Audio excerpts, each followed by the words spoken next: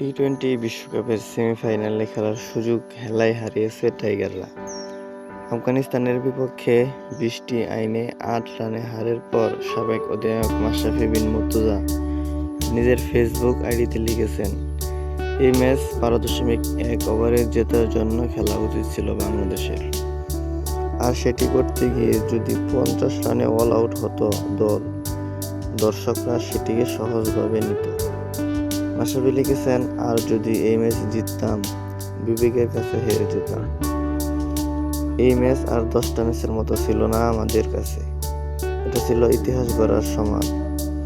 এরপর অবশ্যই আশা দেখি বা দেখব ইনশাল্লাহ। প্রথমবারের মতো টি-20 বিশ্বকাপের সেমিফাইনাল নিশ্চিত করা আফগানিস্তানকে অভিনন্দন জানিয়েছেন মেশ। তিনি বলেন, অভিনন্দন আফগানদের, কি দারুণ তাদের শারীরিক ভাষা, শেষ পর্যন্ত লড়াই করে যাওয়া এবং শেষে তাদের সেলিব্রেশন। নিশ্চয়ই কাবুল এখন কাঁপছে।